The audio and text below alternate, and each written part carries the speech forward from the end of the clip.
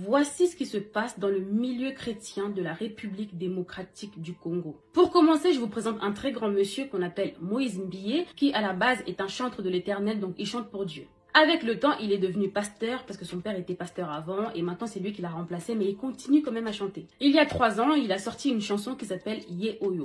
Ye Oyo, Bolingo Nanga, Ye Oyo. Cette chanson a fait un succès mondial. Quelque temps après la sortie de la chanson, la demoiselle qui joue le rôle principal dans le clip décide de venir sur les réseaux sociaux pour nous faire des révélations chocs sur le pasteur. C'est une demoiselle qui prie dans son église depuis très longtemps et elle nous dit qu'apparemment le pasteur couche avec elle depuis qu'elle est mineure. À cause de lui, elle n'est plus avec son fiancé. Elle dit qu'apparemment, je cite, le pasteur l'a fait avorter plusieurs fois et qu'à cause de ça, peut-être qu'elle aura plus d'enfants un jour dans sa vie. Il lui a fait des promesses comme quoi il allait la marier, mais que le pasteur ne tient pas à ses promesses, donc elle décide de porter plainte parce qu'elle se sent abusée. Elle dit que le pasteur a profité de sa faiblesse. Elle a donc porté plainte. Suite à ça, elle s'est fait menacer de mort. Sa famille était en danger, ses avocats étaient en danger. Au final, l'audience a eu lieu et devinez qui a gagné? Le pasteur. Bref, on tourne la page, mais on va revenir plus tard. Je vous présente maintenant un autre monsieur qu'on appelle Mike Kalambai, qui était à la base également chantre de l'Éternel, mais maintenant il est aussi devenu pasteur. Parce que oui, au Congo, beaucoup de chantres de l'Éternel deviennent pasteurs. Je ne sais pas si c'est par vocation ou c'est juste pour l'argent. Parce que quand tu es un simple chanteur, pour rentabiliser un peu d'argent, il faut d'abord faire des concerts. Et dans la communauté congolaise, les concerts, c'est un peu compliqué depuis plus de 10 ans avec les combattants, etc.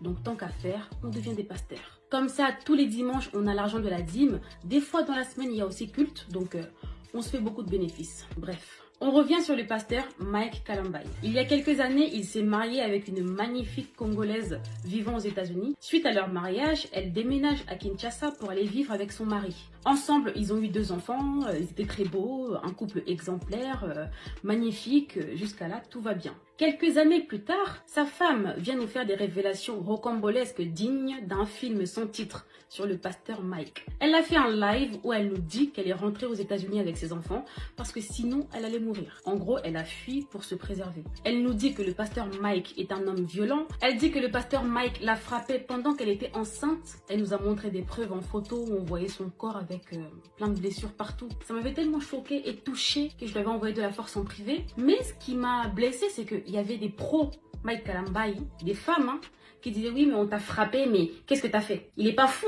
pour te frapper juste comme ça. T'as fait quelque chose. Tu es aussi pour quelque chose. Enfin, ça j'ai pas compris. Juste une parenthèse, non à la violence conjugale. Et s'il y a des femmes qui sont pour, j'espère que ça vous arrivera un jour, que ça arrivera à vos filles et que ça arrivera même à vos petites filles. Bref. Elle dit ensuite que le pasteur Mike sortait avec sa musicienne qu'il ramenait chez elle sans scrupule. Il draguait ses cousines à elle. Bref, elle en a vu des vertes et des pas mûres.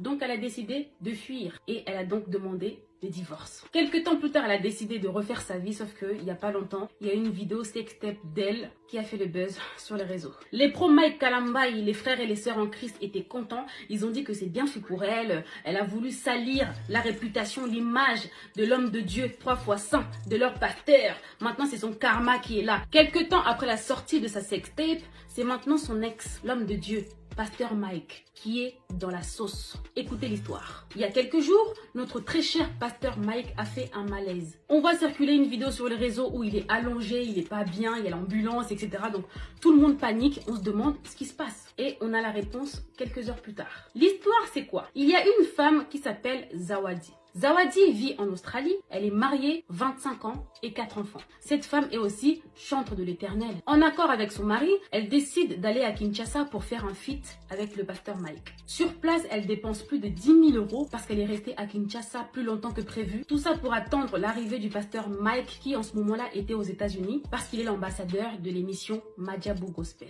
Quelques temps plus tard, le pasteur arrive à Kinshasa. Gentiment, il invite la dame à aller manger chez lui. Ils ont dîné ensemble, elle a payé 1500 $ pour le feat. Jusqu'à là, tout va bien. Un autre jour, ils vont au studio pour enregistrer le son. Après la séance, le pasteur la dépose chez elle. Sauf que quelques minutes plus tard, le pasteur lui envoie un message pour lui dire « Tu dors ?»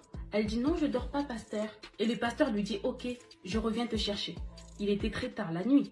Et voilà là où les problèmes commencent. Il la récupère et pendant qu'il roule, notre pasteur demande à notre jeune femme de 25 ans qui était venue à la base pour un feat de lui faire une fellation.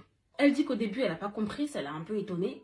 Mais finalement, elle l'a fait. Le pasteur roule, direction chez lui. Arrivé chez lui, qu'est-ce qu'ils font? Je vous laisse répondre. Ils font l'amour. Après, c'était devenu une habitude. Ils font la première fois, la deuxième fois. Elle précise que le pasteur savait qu'elle était mariée. Et la troisième fois, pendant l'acte, le pasteur lui dit qu'il a envie de faire par derrière. Sauf que elle a jamais fait par derrière.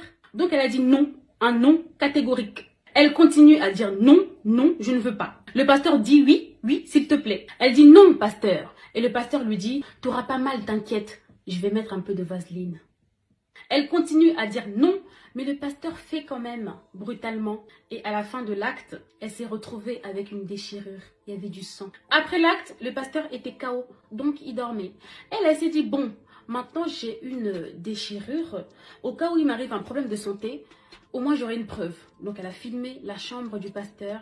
Elle a filmé le pasteur en train de dormir. Comme ça, c'est une preuve au cas où il y a un problème. Tout ce que je vous dis, elle l'a elle-même expliqué dans un live sur Instagram. Après son séjour à Kinshasa, elle décide de rentrer chez elle en Australie. La vérité éclate sur la toile. Son mari est au courant de tout. Ils décident de mettre un terme à leur mariage. Donc actuellement, elle est divorcée à cause de tout ce qui s'est passé avec le pasteur Mike. Et juste un petit détail. Pendant qu'elle était à Kinshasa, elle a fait des vidéos avec un chantre de l'Éternel, un homme de Dieu qui s'appelle Michel Bakenda. Et apparemment, elle a aussi fait des bails avec Michel Bakenda. Michel Bakenda lui-même, il a aussi fait un scandale il n'y a pas longtemps. Il y a une vidéo de lui qui a circulé il n'y a pas longtemps sur les réseaux où on voyait son sexe. En fait, il draguait une fille sur FaceTime, donc il lui montrait son sexe.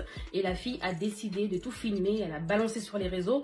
Donc, on a vu le sexe de notre chantre de l'Éternel.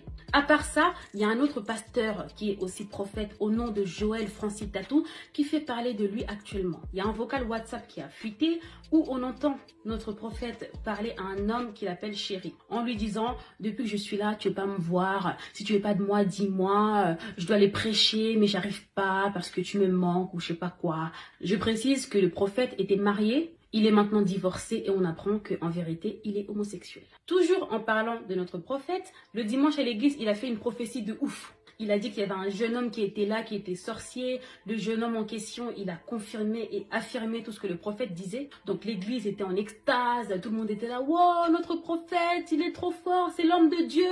Sauf que le lendemain, le jeune homme en question a fait une vidéo pour dire que tout ça était faux. Il dit qu'il a été contacté par le prophète et son staff pour mentir. Tout ça pour 1500 francs congolais qu'il n'a même pas reçu finalement. À part ça, il y a un autre pasteur qu'on appelle Pasteur Mukuna. Il y a un an, une vidéo de lui en train de coucher avec une femme dans une voiture est sortie sur les réseaux. Il dit que c'est pas lui et que c'est juste des gens qui veulent le déstabiliser qui ont fait ce montage. Sauf que, il y a une demoiselle qui vient nous faire des révélations choc en disant que dans cette vidéo, c'est bel et bien lui et c'est avec elle qu'il est en train de coucher. Elle aussi décide de porter plainte contre le pasteur parce qu'elle dit qu'apparemment le pasteur l'aurait violée plusieurs fois dans son bureau et qu'il a profité de sa faiblesse parce qu'elle venait de perdre son mari, que le pasteur connaissait très bien d'ailleurs. Donc elle a porté plainte. L'audience a bel et bien eu lieu et devinez qui a gagné? Le pasteur.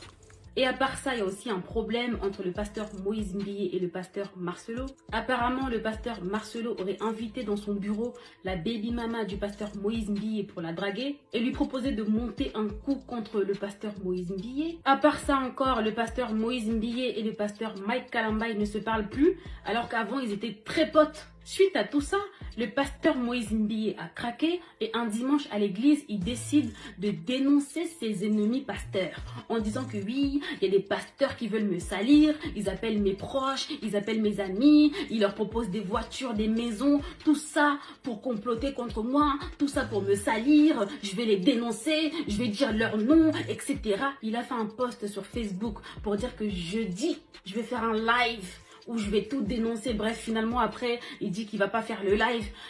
Bref, je suis fatiguée. Voilà un peu les histoires qui se passent actuellement dans le milieu pastoral congolais. Sur ce, portez-vous bien et faites attention à vous.